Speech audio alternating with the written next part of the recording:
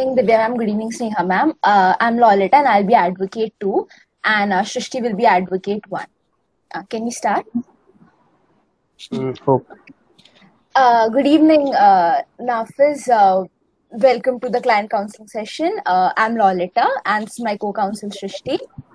Hello, it's pleasant to meet you. And we'll be dealing with your case directly. How can we address you? Okay. Hi, Shishti. Hi, Lolita. I am Ankit Sharma. So Okay. you Hi, can call me Ankit. Yes. So Ankit. uh, let's start with just talking about the problem. Ankit, before we start, there's just a brief, some briefing that we need to tell you, just so that this session runs on smoothly. Is that okay? Okay. Yeah. Sure. Yeah. Okay. So is So, this your like, first? Is okay, this your so you, first time? yeah, Okay. Is this your first time coming to a client counseling session? Yes. This is my first Okay. time. Okay. Awesome. Were you able to properly join the session? I mean, no net problems. No, no. I was having some internet problems, but now I think it's okay. Okay. Yeah, that's common. It's fine. Yeah. okay, so you might be wondering why there are two lawyers present. So we like it to keep it that way. So if in near future you want to reach up to us and one of us is not available, then at least you can reach out to us, at least one of us from the firm. Okay, so like when you contacted to our secretary about the appointment, she might be explained you about the fee structure and the confidentiality. Am I right? Yeah. Yes. Yes. She did. She Okay, did. so but still we would like to explain you about the confidentiality. So whatever you will say to us today will remain within these walls, will not disclose to anyone. But of course, we will be taking some notes just to have a clarity over the issue. But we assure you, if you decided to discontinue with us, we'll dispose them immediately. Am I clear? Okay. Yeah. Definitely. Yeah, and Definitely. about the non-disclosure agreement, we'll mail you as soon as this session gets over. Okay, so I guess you people have my email ID and all the basic information. Yeah. Yeah, I think when you contacted our secretary, she might have asked you to give all your email IDs and all your contact info. Yeah, yeah, I remember. Yes, yes. Now I remember. Okay. Ankit, let me just take you through a brief run through of what you should expect in this session so that there are no jump scares for you. So please be calm, please be comfortable and open to the whole process. Yeah, I mean, we'll ask you some questions, but please don't withhold any information thinking they are minor details. Please be as open as possible. At the end, we'll try to give you the possible remedies of how to go about your problem, and we'll also suggest you the best possible solution. Does that make sense? Yes, it does. Okay, so Ankit, tell us what brings you here today. So a very tragic incident which has taken me here today. Uh, am I audible properly? Yeah, you are. Yes, you are. Okay, okay. So I am a computer engineer. I'm working in one of the MNCs, and it was about 2 years ago when I had met this girl on social media on Facebook, basically. So I think it was when I was in my engineering college, and only this year I have been placed in one of the MNCs, and I'm getting quite a good salary. So I met this girl on Facebook, and I started talking, and we really liked each other. So it has been 2 years, and we have been in a long distance relationship. And after that, it we solemnized our marriage on 23rd December 2018. And initially, everything was good in our marriage, and everything was good. Everything was going very healthy in a very healthy manner, and there was no such issues at all. But all of a sudden, I think my spouse, who's Chetna, she started breaching my privacy by randomly checking my phone and all, and she turned very possessive and very insecure, and because of which it created a lot of conflicts, a lot of accusation, a lot of blame games, and it was so much so that my mental peace was completely destroyed. So I just couldn't bear it. There were a lot of ugly accusation. I left our matrimonial home, which is in Delhi, and now when I've left that, she has filed a restitution of conjugal rights in the family court. So I really need your help. Okay, Ankit. I'm in trouble. Uh, before we begin, I would just like to summarize it up. So what we understood. So basically, you got married on 24th December 2018, and you met this girl on 31st, I'm sorry. 31st December. Okay, you got married. I'm sorry. 31st December in 2018, and it Yeah. was good in the beginning, but lately you have been suffering from a mental problems, like you got your mental peace destroyed and all, and so you left your wife and just left your matrimonial home, and you for now you are Yeah, residing in that's Delhi. right. Am I right? Okay, so I have some questions we would like to clarify on. So uh, Uh, okay, our so how matrimonial many home was months? at Delhi. Okay, cool. I just have a few questions. Are you and your spouse both Hindus? Yes, we got married by Hindu rituals. We both are Oh, Hindu. Yeah. okay.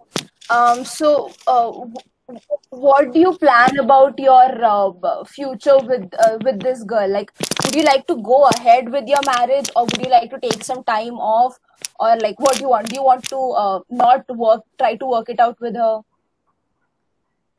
Right now, at this point of time, if that woman does not changes her behavior, or if she doesn't behaves like a healthy woman, I don't have any plans to continue this relation. But right now, I just want to get rid of any kind of legal involvement. I don't want to be in any kind of courts or all of that trouble. So that is what I want right now. Before you left your home, Sorry. how long it is that you left your home? Like, when did you left your home? I think it has been 20 days now. Okay. 20 days. 20. Yeah. So do you have any child? No, not yet. Not yet. Okay. Please correct me if I'm wrong. Has it been 2 years since you both got married? No, it hasn't been 2 years. I think it has been 6 months. Okay, cool. So, Ankit, the thing is, she has filed for restitution of conjugal rights. Yeah. If you would not, and as you said, you would not like to get involved in any court matters. So, the best possible solution is to go ahead with an out of Yes, court yes. settlement, a normal talk, and like a conversational matter through mediation, which would actually not ruin your relationship further, but may actually open things up more between you. And since it's a matter of marriage, and so I mean, court procedures should be left out of it as far as possible. Do you agree? But I don't think my spouse is ready for an out of court negotiation or something of that sort. She is really up behind me to take the revenge, and I really don't know what to do. I don't think I've done anything wrong. Okay. So I don't think that's an option. Yeah, definitely, you're right. There hasn't been, and you haven't done anything wrong or specific. Uh, I would also suggest you to maybe go for judicial separation for some time, so that you have your space and you have a clear mindset to think things over, and then maybe after some time go ahead with mediation to talk over the matter, and then maybe decide what to happen next. Does that sound like something you would agree to? So what would really happen? I mean, if I take a judicial separation, what does really Yeah. happen in that? Yeah. So, according to the period that you filed for, uh, the restitution of conjugal marriage, conjugal rights that she has filed for will stand for the while, and you both will live separately, and you'll have your space, and the way you're continuing to live now, you'll continue to do so. Uh, and then maybe later after the time is up, you can either live together, maybe go for a talk in the meanwhile also, and then maybe decide like what needs to be done. Should you? Okay. How long would this period be of this separation? Whatever you said. Yeah, but you can decide on that. No problems for that. And all the legal process would be taken care of by us. Shishi, would you like to add on to that? I'm sorry, I was suffering from some technical glitches. Yeah. Okay, so I think we agreed on the mediation, right? Shishi, after there was some problem, we also talked on judicial separation. Maybe he could take the time off because his wife is forcing him a lot on restitution of conjugal rights and to live together. So we thought of judicial separation. Yeah, okay. As my counsel has already explained, we can go for it, but you can get some time from it, but still we would advise you to go for the mediation. Like, it's up to you. Like, you can sort out your issues conveniently. Like, it's a family matter, so like we would advise you to go slow on it. Don't take rash decisions. To add on to that, if you think your wife won't agree to it, you can leave it to us. We can set up a call. Were you saying something?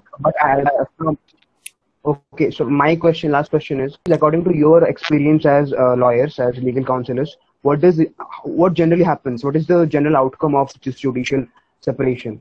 I'm just curious about it. Yeah, so if you would not like to go for divorce, and you would still like to live separately, then you can file for judicial separation in the district court of your area, and then you can then, after some while, after the period that you have filed for, after that gets over, you could then decide as to what to happen, but you won't be forced to live together. Like, your wife has filed the application for you to be forced to live with her, but then if you file for judicial separation, you won't be forced to live together. So I think it will suit your interest pretty well. Okay, so I think like our client can go for the judicial separation, but like we have to get the order from the court. Like, basically the grounds are like adultery, cruelty, and desertion. But I think we can go for the mental cruelty. We can take a mental cruelty as a ground for the judicial separation. Yeah, you're right in that. Also, since all the procedures, like, the normal, it was a valid marriage, all the procedures were followed, the conditions of valid marriage were fulfilled. So, yeah, we can, but since he wasn't sure on whether to get a divorce or not, and he wanted to escape the whole legal procedure of, restitution of conjugal rights, yeah, I think we can file for mental cruelty for judicial separation. Yeah, but I think like I believe we should pursue our client for the mediation. Like, when we apply for the like judicial separation, at least we have some ground. Like, we tried to mediate, but there was no result. So like, it will have a merit in our case. Yeah, that's true. And even though he thinks that she might not be up for it, just to proceed our client's interest, like best interest, yeah, we can always persuade them. We can call them up. We can set up a one session, and since it's a case of marriage, it's better to take it out of court itself, and more so, it will actually help our client's interests better. And like, our client has already said that he is a financial stable, but we have no idea whether his wife is financially stable or not. So I think that's gonna be issue.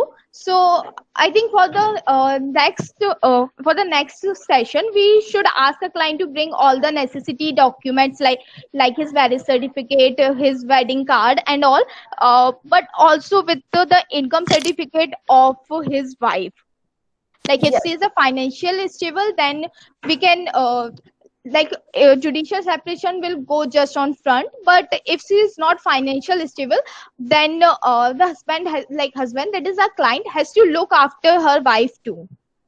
Yeah, just to add on to that financial stability point, if the matter goes for divorce, then our client may be may get an order to pay alimony and maintenance and stuff. So yeah, I think in the next session we should also get to the bottom of why exactly does his wife think there was something to be went on in his phone about privacy, like if there was some specific matter or so.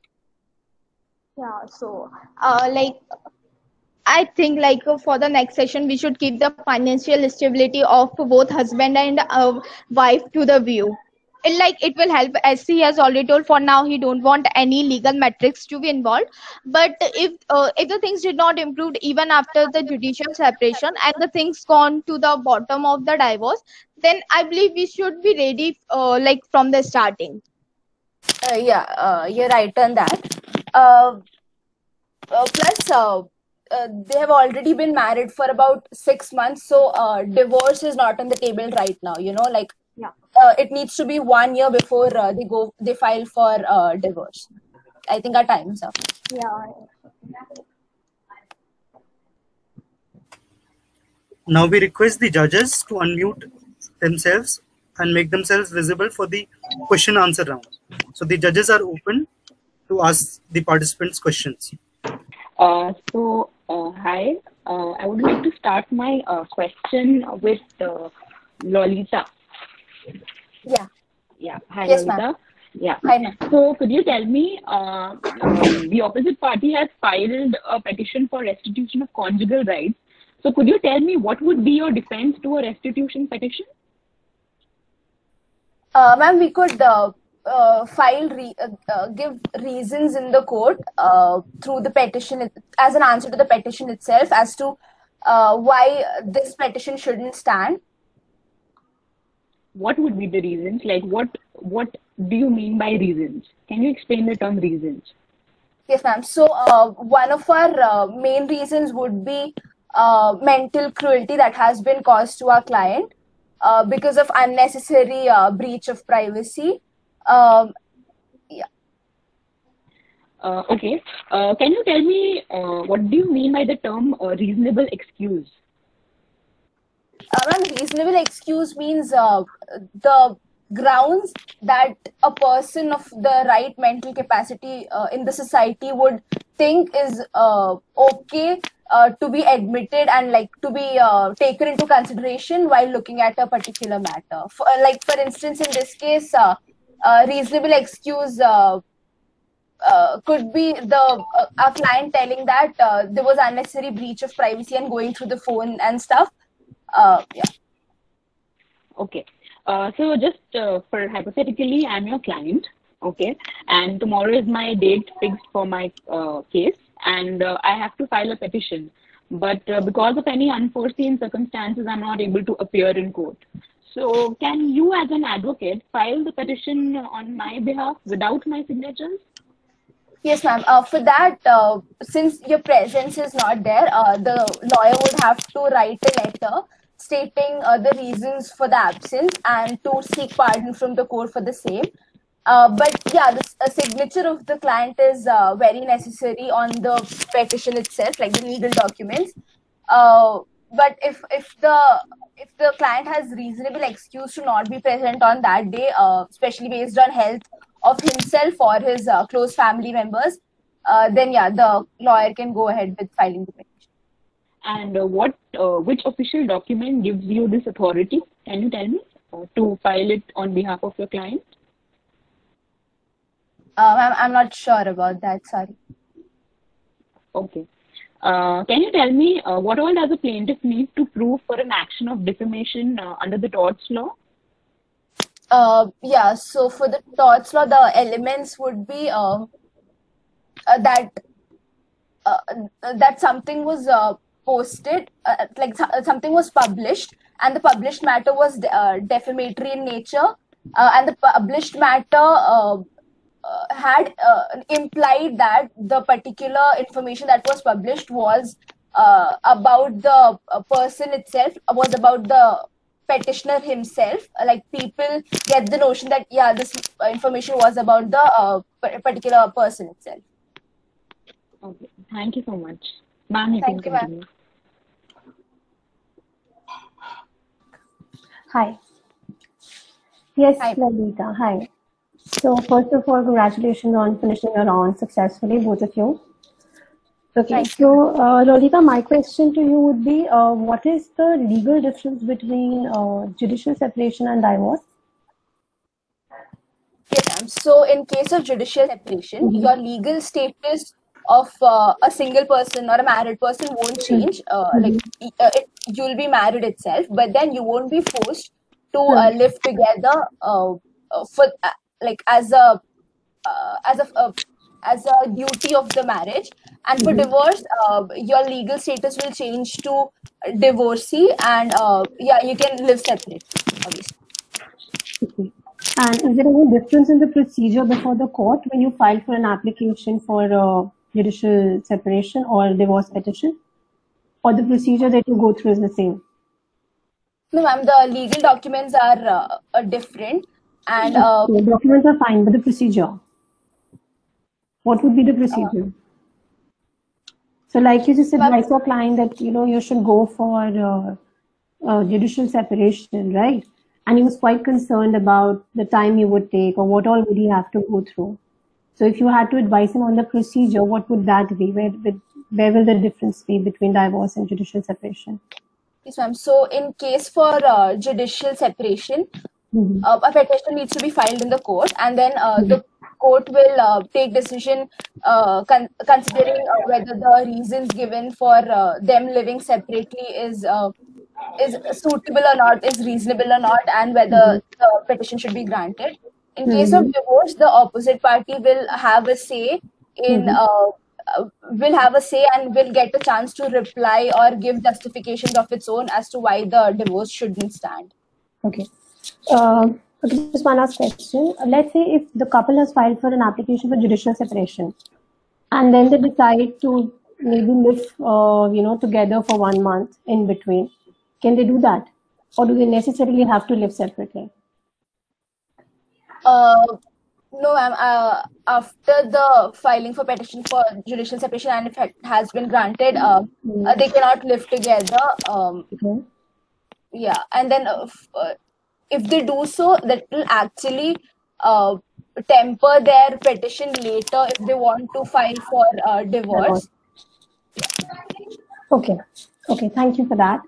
Okay, Srishti, I have a question for you. So you had said that invasion of privacy by the wife would amount to mental cruelty, right?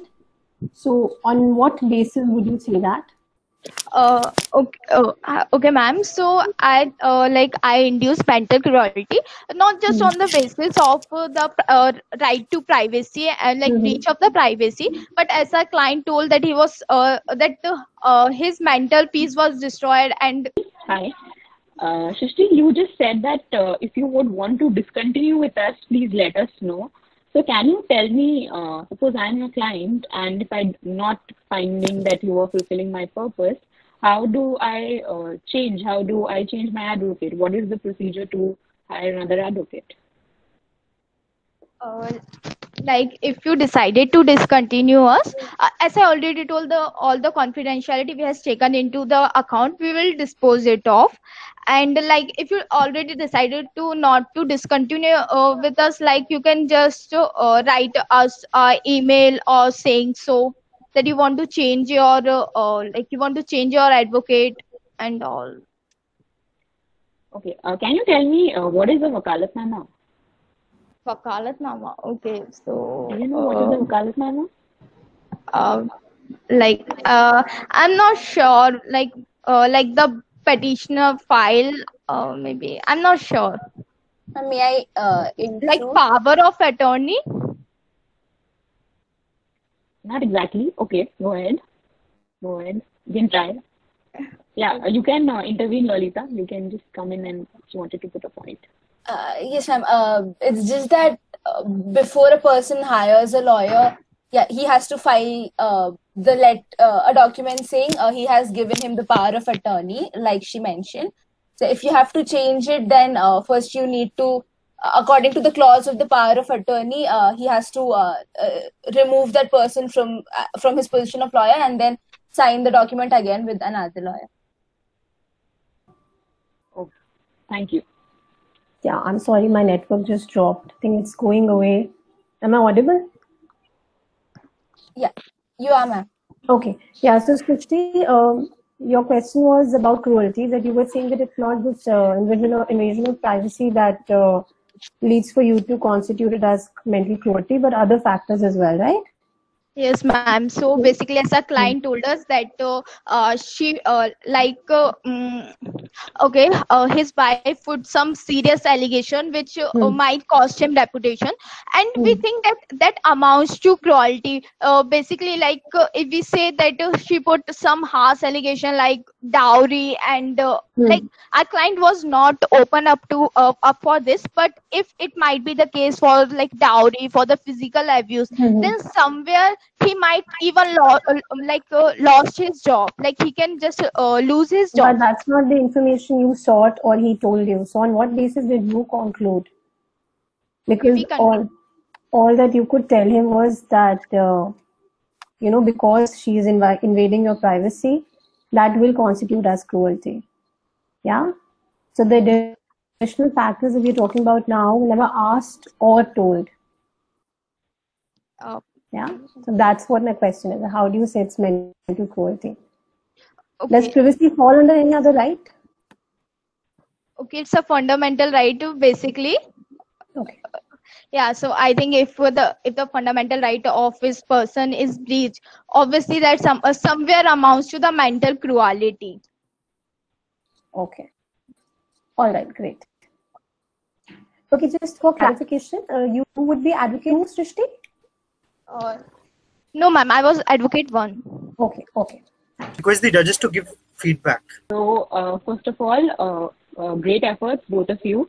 I would like to just highlight a few points. The first thing, when your client told you that I do not want to enter into this court matter, you mentioned that you can go for an outside court settlement. So you should have explained to him that what are the modes of outside court settlement. Okay, that is one thing that I felt. Okay.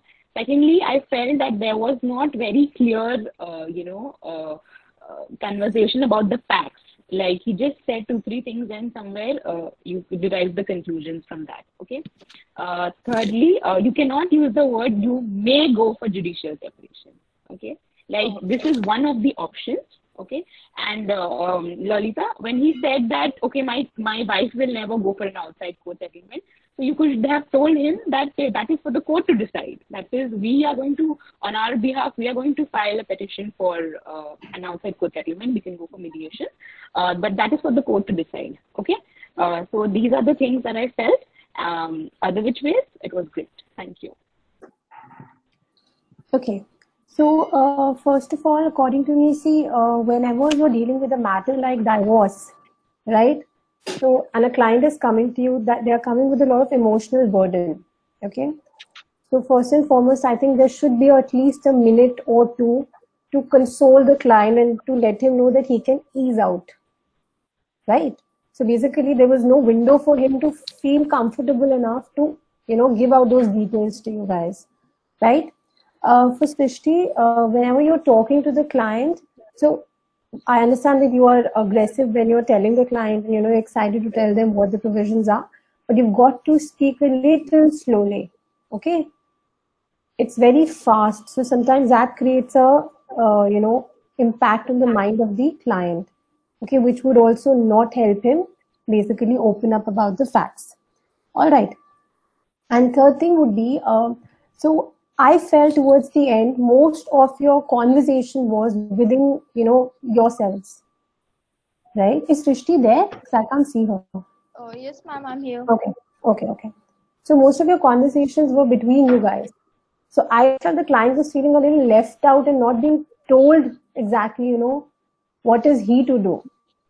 Like you guys are discussing amongst yourselves that whether he should go for judicial separation or mediation. So if a client's coming to you and the lawyers are both confused, how would he get resolution to his problem, right? Ma'am, just a doubt. Yeah. Ma'am, are you asking about the last 4 minutes that we talked about? That was actually for discussion. Yeah, I understand that's a post-reflective thing, but I'm even in the middle of it, like towards the end of basically client counseling session that you had. or like you guys are discussing with each other, yeah? So not the analysis part. So, like I just felt that the client didn't get a resolution. So he seemed very confused in the end. Okay. Other than that, good points were the fact that you've picked up small legal aspects.